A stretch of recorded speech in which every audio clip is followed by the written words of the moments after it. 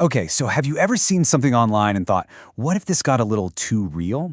Well, today we're breaking down a really strange, darkly funny story that's been making the round. It's a satire, but it gets at this bizarre, almost unbelievable intersection between influencer activism and the actual, harsh reality of an armed conflict. And really, the whole thing just boils down to one simple question. What actually happens when online activism, with all its inside jokes and weird subcultures, slams right into the brutal, messy reality of an offline conflict? Let's dive in. So our story kicks off with a very modern kind of main character, an influencer who goes by Always Marco. He and his crew decide they're going to go on what the story calls the ultimate liberation vacation. Their goal, at least on the surface, is to show solidarity. And where are they headed for this unique brand of tourism? Gaza. Right away, by setting the story in a very real and complicated place, the whole narrative is just set up for a massive culture clash.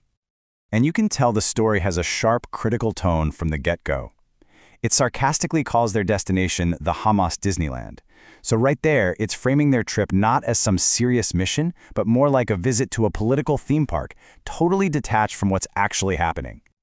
So, the group gets there, and just like you'd expect from that whole Disneyland comment, they don't see the conflict for what it is at all. Nope, they see it as this cool, edgy backdrop for their own personal adventure. The story really paints a picture of just how disconnected they are.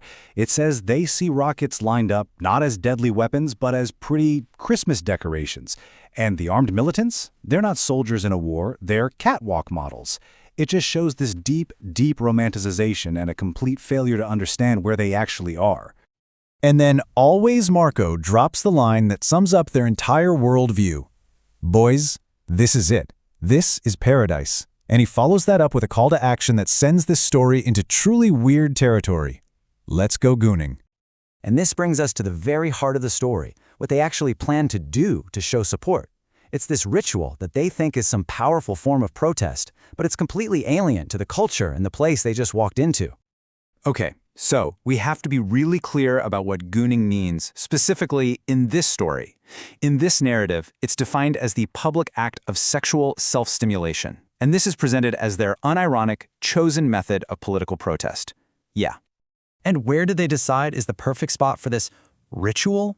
According to the story, it's right next to a pile of rocket launchers. I mean, the contrast is intentionally shocking. It's designed to show just how absurd and disrespectful their whole act is.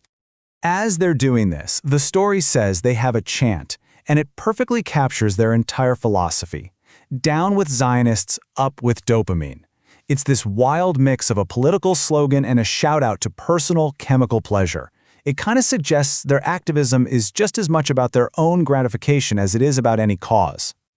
Now, as you can probably guess, this whole performance does not go unnoticed. The story builds to its climax right here, a sudden, harsh confrontation where their online idea of solidarity meets a very unamused, offline reality.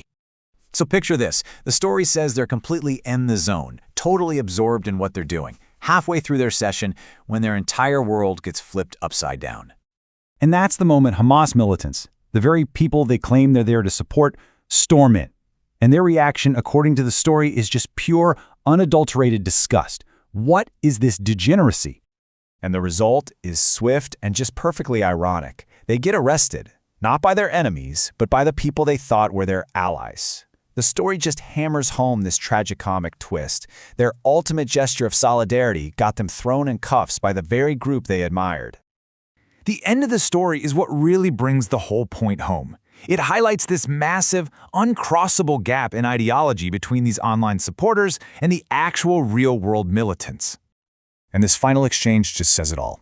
As he's getting arrested, Marco is pleading, "Wait, we're on your side, we're allies, we came here to goon in solidarity." You can tell he just can't wrap his head around the reaction. But the response from the Hamas militant is just cold and final. Immorality is immorality.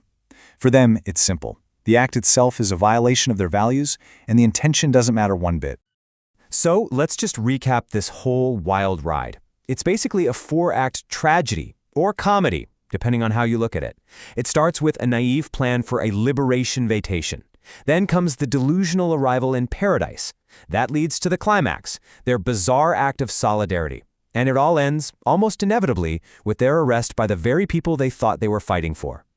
In the end, this whole fable uses a completely absurd, over-the-top scenario to ask a pretty sharp question. It really forces you to think about the huge disconnect that can exist between performing solidarity online and the complex, messy realities on the ground. More than anything, it's a cautionary tale about the dangers of projecting your own culture and your own values onto somebody else's fight,